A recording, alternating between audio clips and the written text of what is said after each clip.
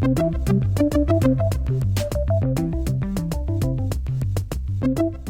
name is Gina Quirum, and I am going to just intro our series here before we turn it over to the speakers. First of all, thank you all for joining us today. This is the first of 4 webinars that we'll be providing this fall on improving restorations. Today's topic is expanding access to restorations, and we're going to have 2 speakers share some of their experiences and efforts they've been doing around diversity, equity, and inclusion. Today's webinar is brought to you as a collaboration between the University of Minnesota Extension and the Minnesota Department of Natural Resources Legacy Fund Restoration Evaluation Program. My name is Gina Quirum, and I work with the Restoration Evaluation Program for the Department of Natural Resources and also on behalf of the Board of Water and Soil Resources. Our first speaker today is going to be Sara DeKok. Sara is coming to us from Friends of the Mississippi River. Sara is Friends of the Mississippi River's Associate Director and Development Director. She manages the organization's work to raise needed funding for its critical mission with operational management. She holds a master's degree in conservation biology and sustainable development from the University of Wisconsin and has spent her 18-year career advancing strategic capacity, building initiatives for environmental NGOs. Key among her priorities at FMR is advancing equity, both within the organization and among our sector through competency building, systems change, and strategic partnership work. Following Sara, we'll have David Woods join us. David comes to us from Urban Roots. David has helped lead the conservation program at Urban Roots for the past 8 years. In his role, David trains and leads youth interns in habitat restoration work in Parks and St. Paul's East Side neighborhoods. He also develops educational curriculum, coordinates with local and regional partners, and assists with securing funding. A little bit of logistics about today's webinar. We will have 20 minutes at the end of the presentations to answer your questions. So please type in your question as they come up. You can use the Q&A feature to ask questions. There will be time, like I said, at the end to do that. You can see the little icon, the Q&A icon with the 2 chat boxes in your Zoom platform screen. If you're having technical issues during the presentation, you can also use the chat feature. After the presentation, please take a moment to fill out the short survey that will pop up when you leave the webinar. This survey is really helpful in guiding us to provide topics that are most interesting to practitioners and webinar attendees. If you missed something or want to go back and share this webinar with your colleagues, a recording of the webinar will be available on the same page that you registered and posted on that site a few days after today's event. You can also go to that site to look at 4 webinars that were offered this last spring. Today's webinar, like I said, is one in a series of 4 that will be presented this fall. The next one will be October 21st, focusing on building collaborations, improving restorations, and learning as we go. November 4th, we'll hear an update about the ongoing challenge of buckthorn in restorations. And on November 18th, we're going to hear an update on the Minnesota State seed mixes, how they're being modified and how they're being used. If you want to learn more about ecological restoration, University of Minnesota Extension offers an ecological restoration training certificate. It's a 150-hour program of 5 required courses, and they're offered twice a year. So feel free to check that out if you'd like to learn more. Like I said, they're one of the partners for today's webinar. The other partner is the Minnesota DNR Legacy Fund Restoration Evaluation Program. In this program, we collaborate with experts to evaluate restorations that have been completed around the state. We identify what's working and where there are ongoing challenges and share this information to help improve future restorations. And with no further ado, I will stop sharing my screen and turn it over to Sara. Great. Thank you so much, Gina, for the introduction. I was delighted to be asked to be a part of this presentation today. Like Gina said, my name is Sara DeKok. I use she, her pronouns, and I'm the Associate Director and Development Director at Friends of the Mississippi River. So I wear a couple of different hats at the organization. I both do work to lead our fundraising efforts for the organization, but I'm coming to you today wearing my Associate Director hat, where I play a role in advancing our equity aims at the organization. So I have a presentation that I would like to share with you. Let's see if I can pull this off, you guys. Here we go.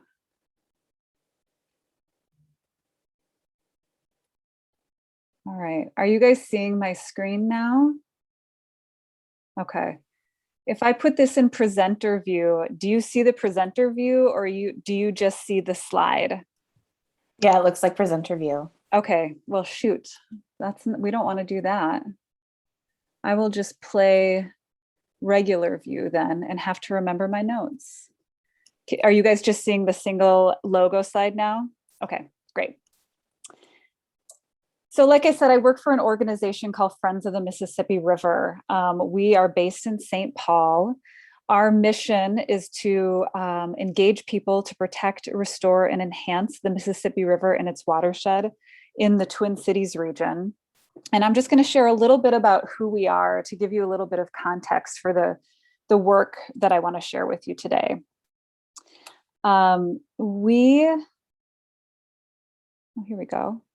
We were founded in 1993. We have an annual budget of 2.8 million. We have 19 wonderful staff members and 17 very dedicated board members. And we were founded, actually, I think I skipped a slide. Sorry, I'm just getting this figured out here.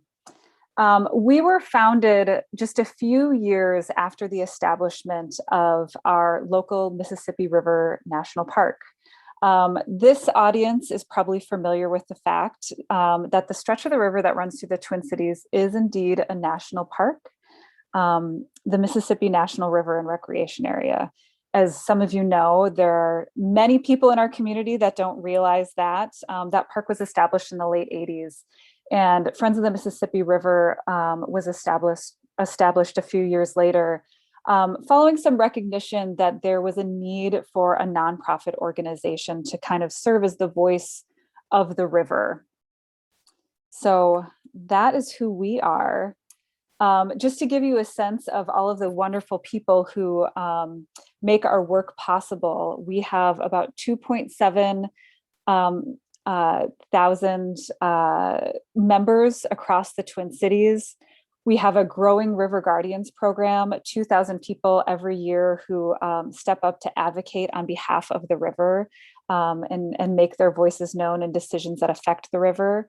We have about 2,500 thousand people who volunteer for the organization and stewardship volunteer events every year. And then we also work with a few thousand youth in schools and community organizations to inspire the next generation of environmental leaders. For a long time, equity has been a core value of our organization. What you see on the screen is just a portion of our equity statement that we adopted several years back. I would say, for a couple of decades, equity has been at the center of our values at the organization, but it really wasn't until around 2015 when we adopted a new strategic plan that we formalized that commitment and formally adopted equity as a core value for the organization and began building intentional goals and strategies around our equity value, defining what does it mean for our organization to have an equity value, what are the goals that we're trying to achieve, and what are the steps that we're going to take in order to advance those. And so what I want to share with you today is a little bit more about FMR's different program areas and how equity shows up in those programs, and then a little bit more about our process to get there. So at FMR, we have 4 distinct but really interrelated program areas.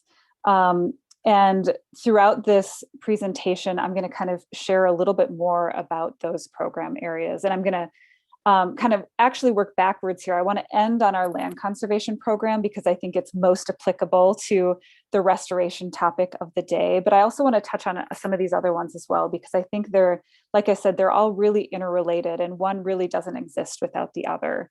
So our 4 program areas are land conservation, our river corridor program, water, and stewardship and education. So first, I'll talk a little bit about our stewardship and education work. We have an amazing team who hosts a couple of hundred volunteer stewardship events and environmental education programs every year. So we work with community members to restore habitat throughout the Twin Cities. We're in schools and classrooms. We have a really amazing growing youth program where we're, like I said before, inspiring the next generation of environmental leaders. And equity in this program shows up in a lot of different ways.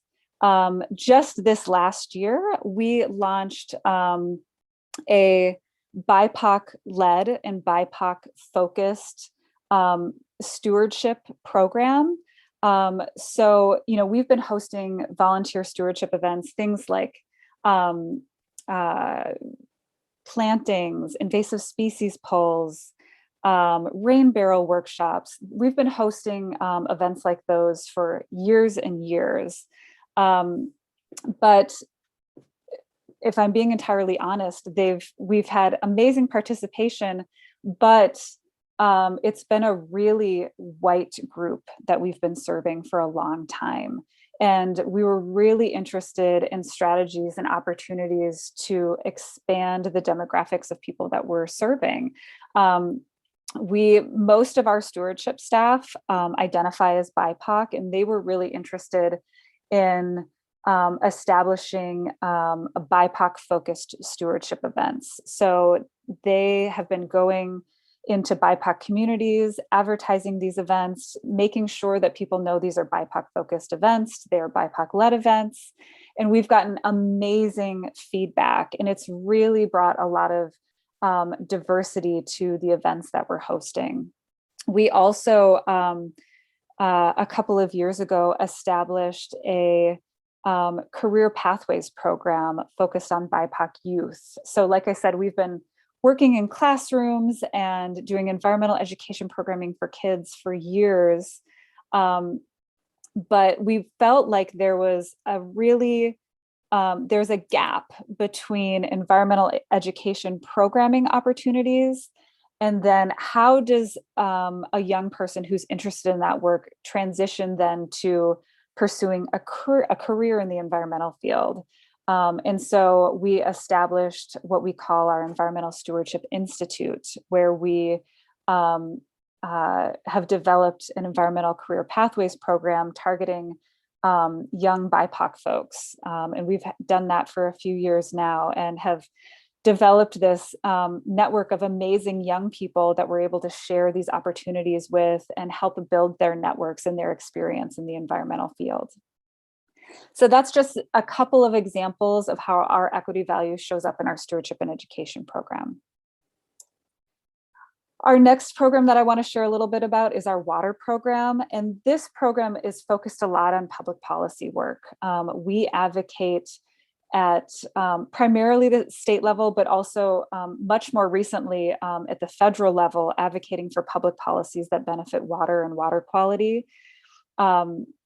And a lot of that work is also focused on the agricultural sector. You know, the largest contributor to the largest pollutant to our ground and surface waters here in Minnesota is runoff from agricultural areas. And so we are working with friends at the university, other nonprofit partners, people in the agricultural community to develop new crops and cropping systems that are good for habitat, that are good for water, and that are good for farmers. So that's another facet of our water work. But as we pursue this work, like with all of our other work, we're always doing it through an equity lens. And so what that looks like in this program is so much of our advocacy work, so much of our agricultural focused work. None of this work can be done without a strong network of partners. And so we're always working to diversify the array of partners that we're engaging. Obviously, our interest in clean water overlaps significantly with the values and interests of so many of our Indigenous neighbors. And so part of our work here is to develop partnerships with those Indigenous communities. Our work is made stronger through partnership. And so it's very important that we have a diverse network of partners that we're working on our advocacy work with. Another way that equity shows up in this program area for us is when we are in a situation where we're advocating for funding, let's say, for a program for restoration. We ensure that there are diverse voices at the table when decisions about that sort of funding opportunity is made. And we advocate for funding to be made available and to prioritize communities of color that have been most impacted by environmental degradation. So again, those are just a few ways where our equity values show up in this particular program area at FMR. Our third program area is our River Corridor program. And this program is really focused on land use and development throughout the River Corridor in the Twin Cities region. So obviously, we live in an urban community. As an environmental organization, we are not anti-development by any means, but we want to make sure that the development that occurs along the River Corridor in our community contributes back to the vitality of our communities and doesn't harm the river, and also provides equitable access to the river. And for those of you who have any understanding of the history of development in the Twin Cities and the makeup of the communities that are adjacent to the river, you know that access to the river is very inequitable. And so our aim through this program area is to be engaged in local decision-making and advocate for equitable access to the river, to parks and green spaces and trails, and also advocate for inclusive public decision-making processes, making sure that when our local municipalities are making decisions about the future of our river and the future of our communities, that a diverse range of voices is present at the table and participating in that conversation. So that's how equity shows up in this program area at FMR. And then our fourth program area, which I want to go into a little bit more depth about, is our land conservation program, which is the program in which our restoration work lives. In our land conservation program, we work with landowners who are interested in protecting their land in perpetuity, and help provide them, connect them to the resources and tools that they need in order to make that possible. And then we also have ecologists on staff that, once one of these special natural places is protected, we also stick around and do the restoration work as well. So we work at a few dozen restoration sites throughout the River Corridor in the Twin Cities region, restoring some of these really special places to their native habitat. And like I said, every one of our programs, we look at the framework of the work and think really critically about how do we live our equity values in these different areas of our work. And honestly, this has been a several years long journey for the organization. And I think our land conservation program is probably the place that we struggled with this the most, because I think When we think about our traditional land conservation goals, it's much more focused on metrics related to acreage and wildlife. And we're often working in relatively undeveloped pockets of the community where the public interest is kind of a little bit secondary. But over the years, that has evolved a lot for the organization. And I just want to step through a couple of the ways of how that is. This next slide, some of you might recognize Fort Snelling, kind of in the corner there, and the confluence of the Mississippi and Minnesota rivers. This is a very important sacred site for the Dakota people, Badote. And one of the ways that we are infusing equity into our land conservation work is first and foremost acknowledging that the land on which we work, these are Dakota homelands, and it's really important for us to be strong allies for our Indigenous partners, recognize the cultural significance and the history of these places, and acknowledge the fact that we are working on stolen land. So like on the right side of your screen, you see this is a portion of a statement that we often use when we're talking about the geography in which we work.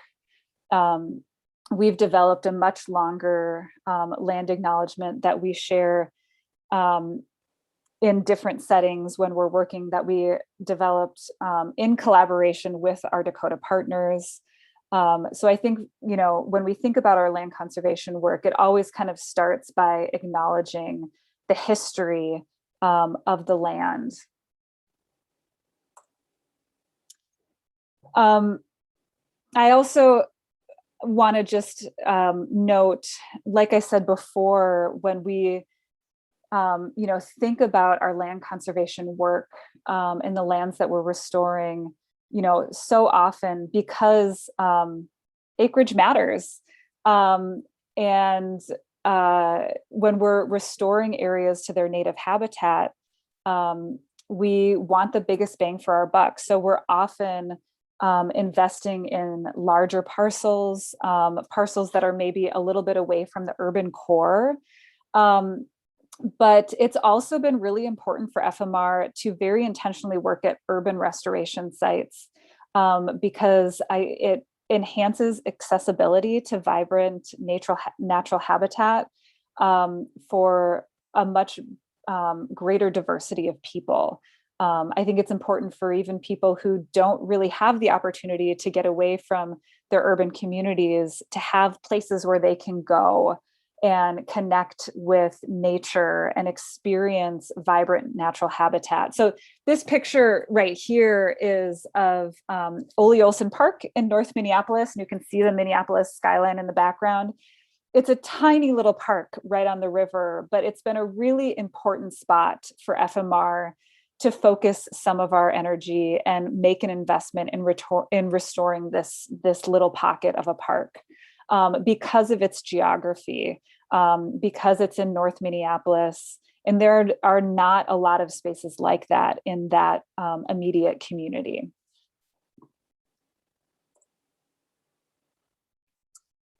Some of you might recognize this picture. This is Indian Mounds Park on the east side.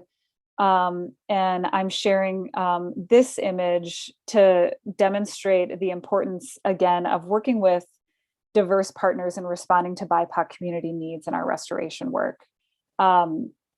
Indian Mounds Park is obviously a really local sacred site to the Dakota community. It also includes the Bruce Vento Nature Center, or Bruce Vento Nature Sanctuary, which is a site that the Lower Failing Creek Project is focused on. For those of you who aren't familiar with Lower Failing Creek Project, they're an Indigenous-led organization on the east side of St. Paul. And FMR has been partnering with them for a long time. And I'm just going to share this an example of how how working with diverse partners and responding to BIPOC community needs really matters in our restoration work. Lower Failing Creek Project is a really vibrant Indigenous-led local organization, and their organization and our organization have been working in this geography on the east side for a long time, interested in restoring this area and managing it for native habitat. And a couple of years ago, we wanted to deepen that relationship. And we asked the Lower Failing Creek Project, what can we do as a partner organization who has access to some resources that you might not have access to, might have on staff some expertise that you might not have? What can we do as an organization to be a stronger ally and support your goals? And what they said was, they really needed help drafting a more comprehensive management plan for the Bruce Vento Nature Sanctuary. And that was something that we have the capacity to do. So we developed that management plan in collaboration with them, and we're really intentional about incorporating culturally significant native plants, whether they're culturally significant for their medicinal uses or for culinary reasons, but incorporating those indigenous significant plants into the management plan. And then also being sure to include practices in that management that were important to the organization. So, reintroducing natural disturbance, prioritizing the planting of cottonwoods, which we may not have normally done in this spot, but it's a culturally significant species for them. And so we were sure to incorporate that into the management plan. And then as a result of us drafting that plan, we were then able to get, I think it was somewhere in the region of $100,000 in state funding to implement that plan. So I feel like this was a really important example of how by building these diverse partnerships and being really intentionally responsive to BIPOC community needs, FMR was in a position to advance both our own goals, but in a way that was also responsive to those BIPOC needs, that has deepened a really important partnership for our organization and provided a lot of mutual benefit back to both.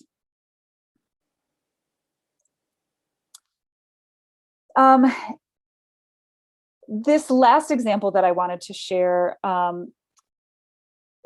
is all about the importance that we have also found in our restorations to involve the local diverse communities in that restoration work and in that stewardship work as well. So when we are working in any geography, we want to find and explore and create opportunities to engage the local community in stewarding these places once we've kind of gotten the restoration started. One example that I can share is in Bassett's Creek Park in Minneapolis. That's not this picture, obviously. This is looking down into St. Paul. But one of the new places we're working is Bassett's Creek Park in North Minneapolis. And if you're familiar with that park, it has a unique geography. The creek runs right adjacent to the Bryn Mawr neighborhood to the north, which is a relatively white and affluent neighborhood.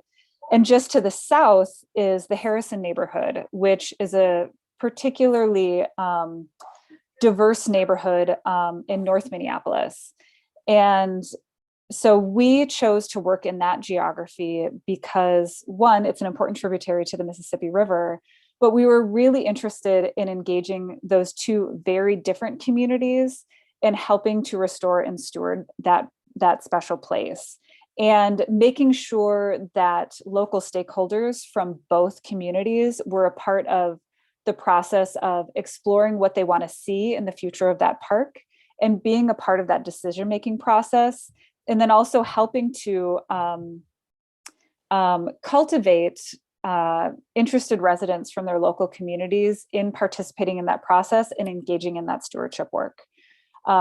So again, reaching into those local diverse communities to be a part of the process has become a really important aspect of this work for us. And then I just wanted to wrap up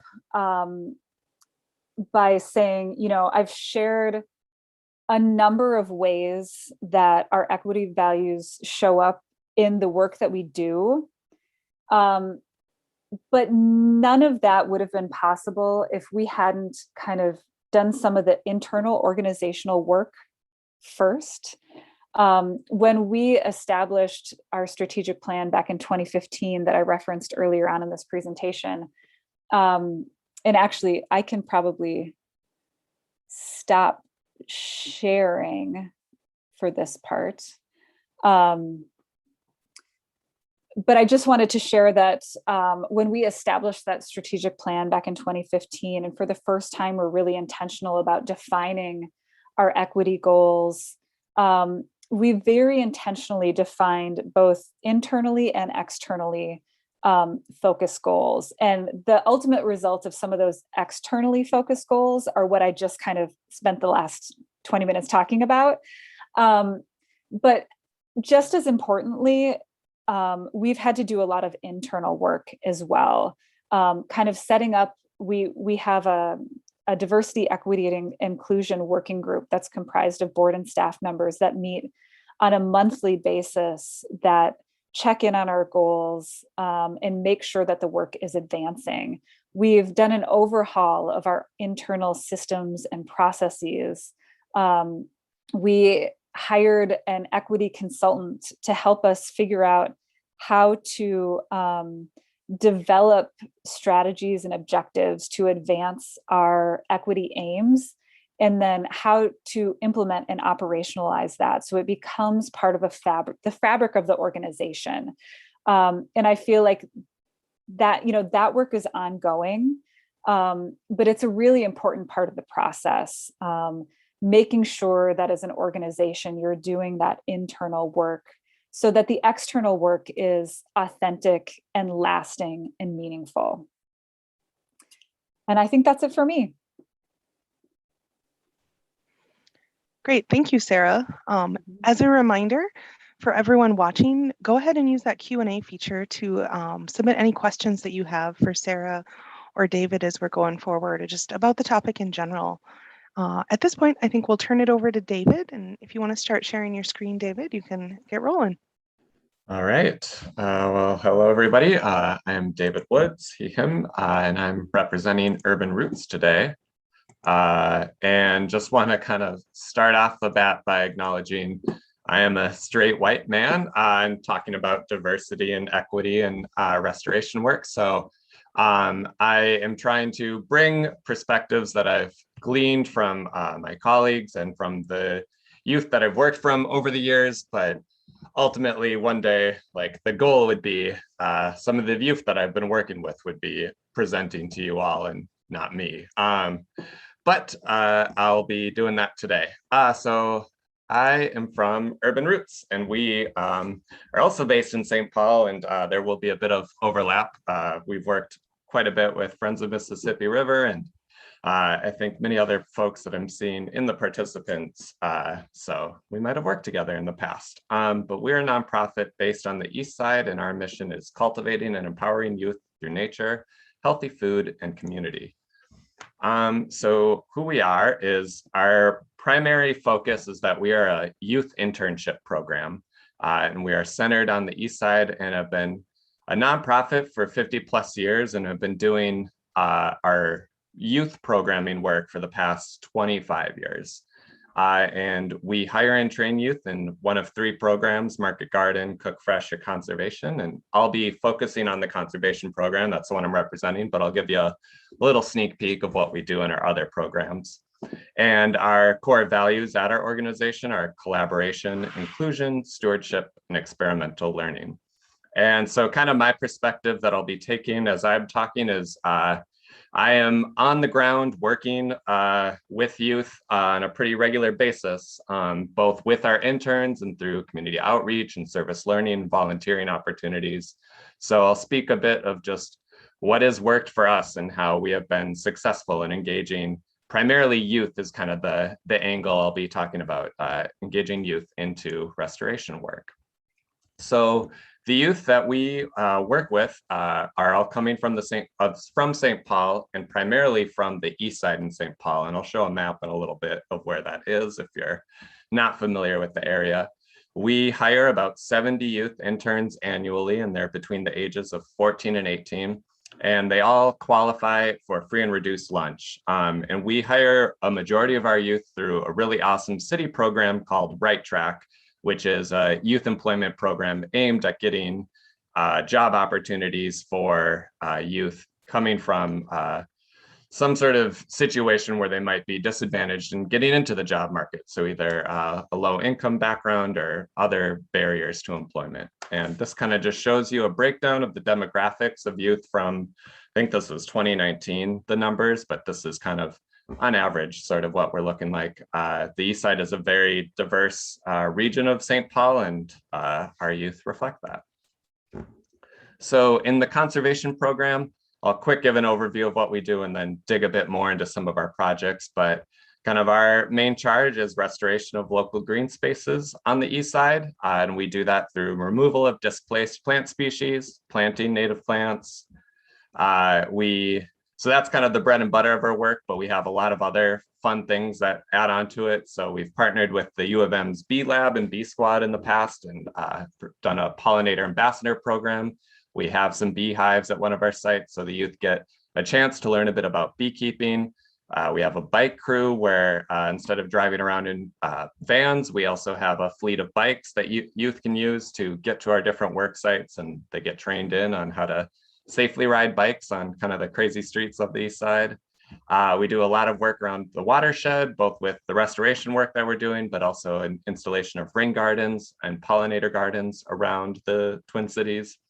And then just recently, we've gotten access to a greenhouse and have started doing work in the propagation of native plant species from seed that we've collected. Our Cook Fresh program really focuses on youth learning how to cook their own food, learning how to eat healthy through using produce grown in our gardens, and learning how to connect with their culture and their traditions through food. And so we do that through partnering with local chefs, and every week pre-COVID, we would have chef-led lunches where all of our interns would get together and celebrate a meal together that they helped create, recipe development. So they are doing a lot of really cool work learning how to eat their food. And then we have our market garden program, which is growing the food. And so we have 6 farm sites that are a little over an acre in size, but we get a lot out of that. We generally get about 15,000 pounds of produce, and we distribute that through the community through a CSA program. We sell at farmers markets. We this year have gotten a refrigerated van, have been doing pop-up mobile markets around the neighborhoods. We also use a lot of the food within our programming and then have opportunities for youth every week to be taking home what we've been growing. A really big success to our programming when working with teens in these areas of conservation and urban agriculture is having this progressive program model. So we run a summer program, and then we also run during the school year. But kind of the summer is like where things reset each year. And with our summer program, we have this like model where we have different leadership levels based off how long the youth have been in the program. And so we really encourage youth to come back for multiple years. And through doing that, they get new opportunities and take on new roles to serve as leaders with their peers. So to, again, kind of like just help you visualize where we're working. So we kind of cover 3 neighborhoods in St. Paul, Payne Phelan, Dayton's Bluff, and Greater East Side, Battle Creek. And all of our work is super neighborhood based. So we're working on working with youth from these communities, and then the work that they're doing is in these communities. So kind of all the little icons on here are different sites that we're working. And so a majority of the work that we do is within the neighborhoods that the youth are coming from. So I'm going to go through a couple of our big projects that we've been doing over the years and kind of highlight how equity comes through in that work. So Bruce Vento already got mentioned earlier in Sarah's conversation, but this has been one of our historical sites that we've been working at since its foundation in the early 2000s. And something that's been that is like carried over is like there is a lot of institutional knowledge amongst our kind of program that like Urban Roots youth have been working at this site from the beginning. And there's just like documentation that I've learned when I started that I continue to pass on to youth. And as youth have been around for a while, they pass it on to each other. That just like the collective we of all us youth have ownership over this space, and that we have been helping to care for and tend and support this space for many years, and can like point out like, oh, there was those trees that we planted back in 2010 and look at how big they're growing now. And so there's just this kind of like institutional memory that gets passed on to the youth that this place is theirs and they are making an impact, and we have these stories that we can share of what that's been happening. It is also just a beautiful site, and it's just outside of downtown St. Paul. And so the youth can really like connect and feel a sense of awe while working here. It is big and open, so it feels very safe. And we have a really amazing partnership also with Lower Failing Creek Project, shouted out earlier. And they have been great at, they are often out at the site when we are as well, and they can share the Dakota perspective of the land. All of the land that we are working on is Dakota land, and they get to share those stories firsthand with the youth. Within this site is the Walk on Teepee Cave, which is a very sacred site to the Dakota people. And so the youth get to learn about that and then build that connection that they are helping to support and protect this amazing space. Another spot that we work at is Pig's Eye Regional Park, and we kind of work on a chunk of the park that is owned by the Minnesota DNR. And this site also has a lot of institutional memory of, we have been doing a lot of work here, pulling a lot of buckthorn, acres and acres of buckthorn.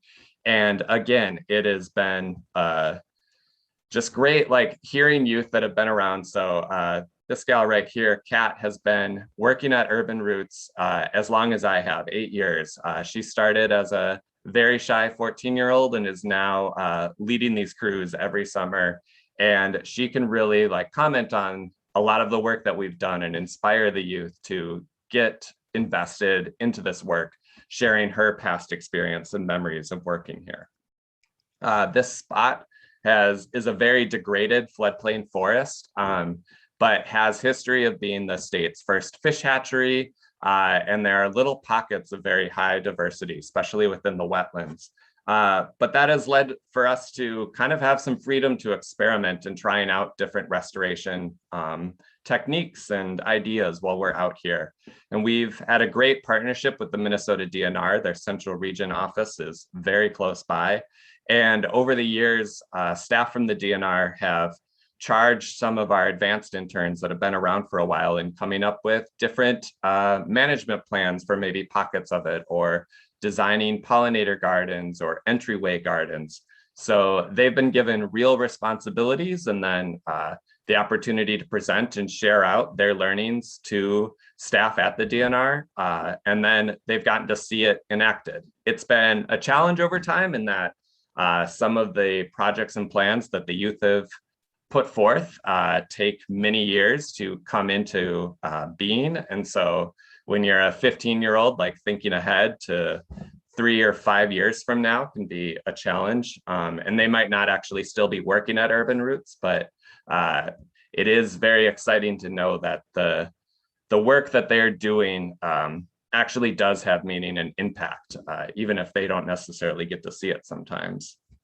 And another really positive thing that's happened is because of our relationship with the DNR, we have a lot of opportunities to meet various staff that work there and hear of different career opportunities.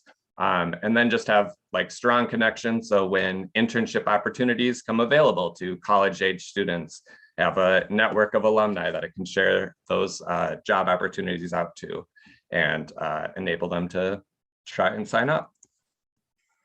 At a much smaller scale, we put in about a 5,000 square foot pollinator garden at a local public library, the Sunray Library.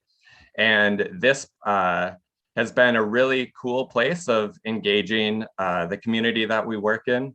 And this project started from, again, youth voice, a youth that lives nearby to this library and was a part of another after school program based out of the library. Once came up to me and said like, hey, my library is now being branded as like a nature library. And that's kind of weird. Like we should be doing something at that. So reached out to library staff and kind of learned more about their intentions as becoming a nature smart library. Apologize for that. I might get their mouse gets a little twitchy sometimes. And worked with the librarians to kind of figure out ways to enhance the grounds to make it even more naturey.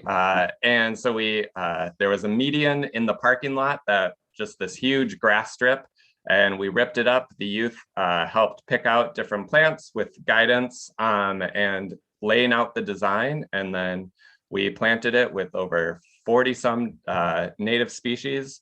And over time, it has just flourished and is an amazing garden. The rusty patch has even been spotted visiting this garden. And both us internally and the library have really utilized the space in really fun, creative ways. So we use it internally as a great spot to teach youth plant diversity and plant ID. We have a lot of really diverse species there to have all at our disposal within a small area. So great learning opportunity. And the library will hold story times out in the garden. They'll create kind of simplistic scavenger hunts to encourage especially younger age children to get out there and explore and really look into what's going on in the garden. Library staff will collect bouquets and bring them inside to just kind of encourage conversation and again, nudge people to get out there and look at it. And then we've even organized some trips with some of the programming that occurs at the library to start out at that library and then travel to one of the nearby parks to kind of expand even further their access to nature. Another really fun project that we've done the past couple of years is River Stories. And this has been bringing art and storytelling into the restoration work that we do. So we partnered with the Great River Passage Initiative based in the city of St. Paul and a local artist, the Other Media Group. And each year we've gathered a group of youth that are interested and given them a bit of training in how to conduct long form interviews with other individuals, and then task them to go out and find community members and interview them on their relationship with the Mississippi River and nature. And then from those interviews, we work with the youth to come up with some sort of artistic expression of what they've been learning and hearing from the community. So one year it was portraits with quotes from the youth or from the interview subjects. Last year we did a podcast, and this most recent year we did a mixed media representation of the Mississippi River through the youth's eyes. And this has been a really great way for the youth to take some time to really reflect on their connection and relationship with the river and the outdoors. And also then get a chance to hear from others in their community, whether it's elders, family members, teachers, just kind of like other folks that visit the same church or gym that they go to, and hear their perspectives on how they're relating with nature and what are barriers that they're facing, or what is it that brings them joy while they're out spending time in nature. And then just the through creating the art, it then broadens kind of the audience of who we can reach and showcase these stories. And they're often stories that aren't represented in sort of the dominant environmental narratives. And then another example of just a really cool partnership of a government agency interacting with our youth in a very positive way to create change kind of within a restoration space is the Met Council over the past couple of years did some really intentional outreach in putting together their Youth in Parks report as a part of their 50-year plan for regional parks and going forward of what folks want to see here. And this involved, on the Met Council's part, a lot of work and a lot of time that they put into it, but I think they got really meaningful results, both from us and I believe it was 6 or 7 other youth serving organizations and culturally specific organizations that they worked with to get feedback on this 50-year plan. So what that looked like is they came out 2 times kind of just to introduce themselves, start talking to the youth, helping them understand what the Met Council is and what a regional park is, because it can get really confusing really fast of just all the different government entities that youth may have to work with. And then after introducing themselves and kind of going over the project a couple of times, they invited us out to a regional park out in Washington County, so a place where they don't normally visit. None of the youth have ever been to the park. And we got to do some really fun activities out there. A naturalist led us around. All the youth were encouraged to take lots of photos of what they were seeing and experiencing. And then after that, they gathered and shared a big meal, and during that meal did focus groups with the youth to really dig in and start asking some of those questions that the Met Council was interested in and hearing on the youth. And then after that, they did a follow-up visit with our youth, going over kind of their preliminary results and checking in to see like, so this is what we think we heard you say. Is this actually what you all were saying? And then after that, they met with us again a year later for one last sort of follow-up and kind of a celebration of all the work that had been done and showing off to the youth like the final product. And it was just amazing, like to see how flexible and adaptive the researchers were too and working with us. So one of the things that they wanted is to get whole family kind of input on this. And so we wanted to reach out to the parents. And being a like teen serving organization specifically, we have really struggled of like what our role is in engaging with parents. As a teenager, this is a time where you are like spreading out, spreading your wings, getting a little further distance from your family. And so it's kind of a spot for them to flex their independence. And so often we don't have that much communication with parents. And so we were inviting families to join the interns to come on that trip that we went on. And we had no bites, no parents showed up. And we followed up with the youth afterwards, and it was an awkward time. The parents hadn't had those initial meetings with Met Council staff to really understand what was going on. So they felt a little disconnected. So we shifted gears and figured we're not going to be able to get the parents to us. How can we still get the parents' feedback? So we trained the youth to call parents and interview them over the phone, and then kind of assigned each youth someone else's parent, and they did an interview with them over the phone. And so we were able to adapt and still meet the researchers' needs, but meet it on kind of what worked for us. So to kind of like wrap up, some things that we have found very successful. So if you are a program that already has like youth that you're interacting with, or kind of, you already have something built in, but you want to maybe enhance it. We found that staff retention really, really helps, especially if you're working with your youth over multiple years. The youth feel that they can put more trust into the staff, knowing that they're going to be there over the long haul. The staff have the time to get to know the youth, get to know the community, and really build that connection. Building up exposure and experiences over time. So oftentimes the youth take this job because they enjoy being outside, but they're not necessarily outdoorsy people. And so you have to kind of meet them where they're at and start building up those experiences. Oftentimes bugs and the heat can be a big challenge. And so acknowledge, like, no one loves mosquitoes. Ticks are scary. Really validating their fears, but then working with them to find ways to get around those fears or face those fears and still have a positive and fun experience when they're in the outdoors. Creating opportunities for leadership is super important to get that buy-in from the youth and have that sense of stewardship and ownership over the places that they're working in. So that's anywhere from building in opportunities for the youth to lead each other.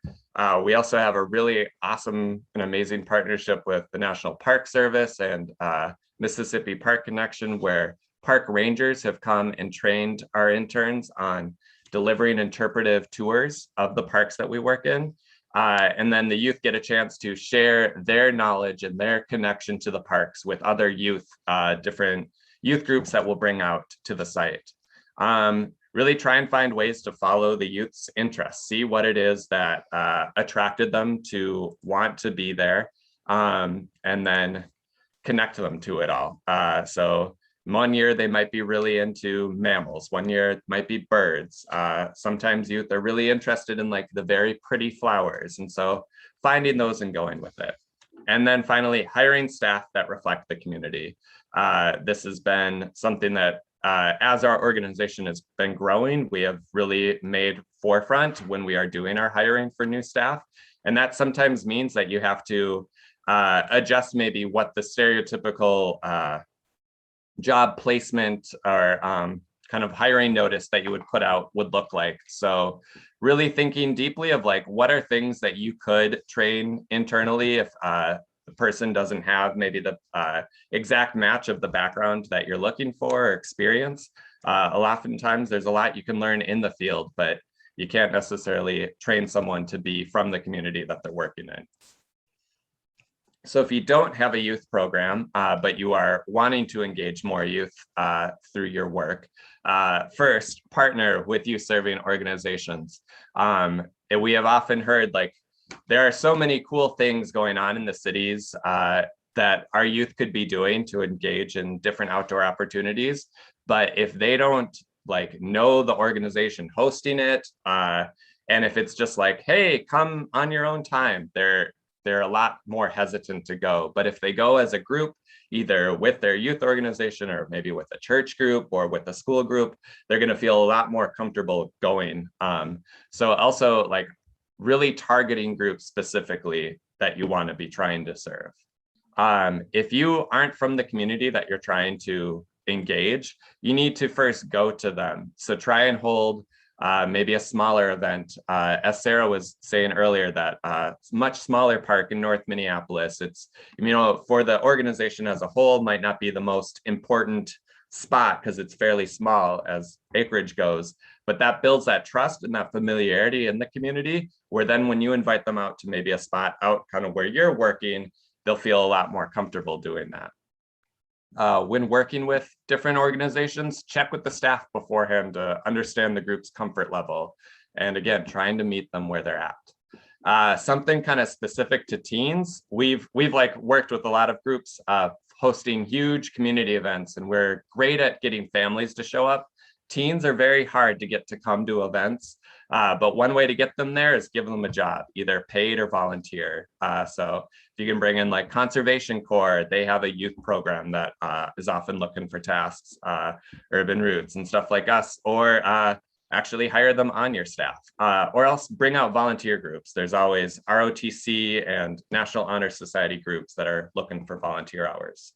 And then finally, again, hire staff to reflect the community that you want to serve. If your staff do not look like the community you're working in, it is a much harder battle to gain that trust and to just like prove that you really are wanting to work there. Thank you. Here's contact info. I saw also in the chat, someone had thrown out the link to the podcast, but it's really cool to hear what the youth created with that.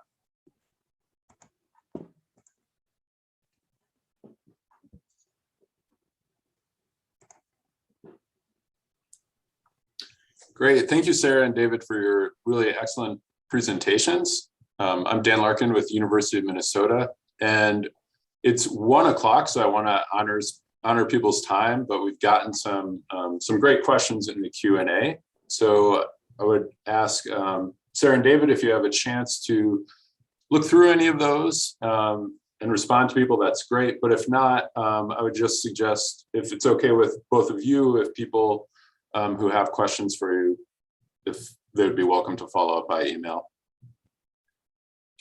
Great. Thank you all for joining us today. And please check out in the chat, we have the link for our upcoming webinars.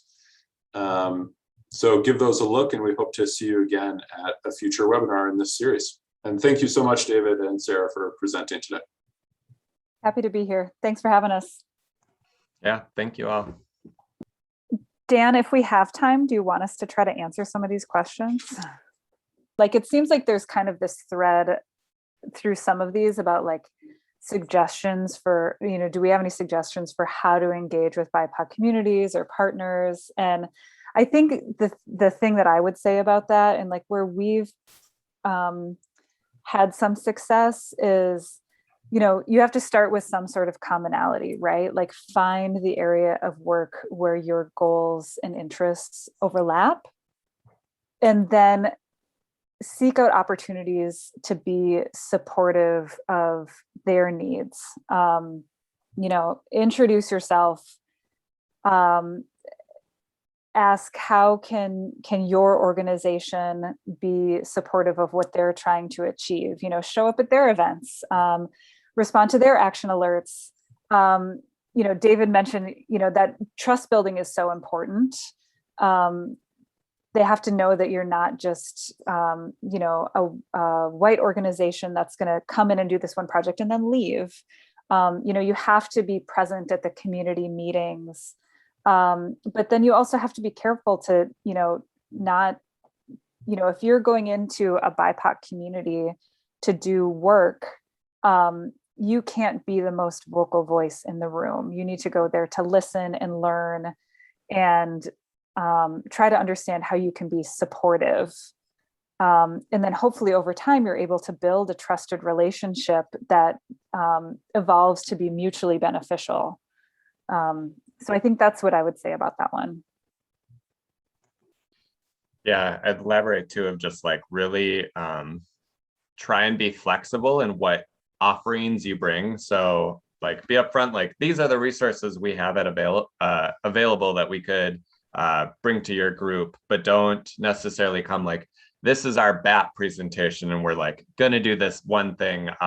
Really be open to listening to feedback and hear back what the groups want. And then for finding the groups, I think especially in like the Twin Cities, really starting at rec centers and libraries, and then talking with staff there, and then like seeing who else is posting on like the message boards, or the physical boards that are at those places. You can see like what organizations are being active in that community, and kind of it's very much like, all right, this person will lead me to this person that leads me to this person. So it takes time and work to build those initial relationships and figure out who it is you should be talking to get the groups that you want. Mm-hmm.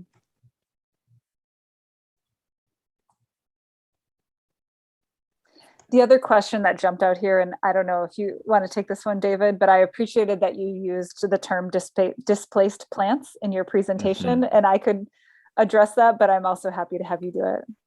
Yeah, it's just language that I've been hearing from with our work with Lower Failing Creek Project, of really honoring that invasive is kind of implying it's like the plant's fault, and it's putting a lot more onus on the plant is the bad thing. And granted, they are disruptive in invasive plants, as we would typically call them, are disruptive in the ecosystems that we're dealing with, but it's not necessarily the plant's fault. So citing kind of the term displaced just puts it on like, yeah, they are lost from their home. They're not from here.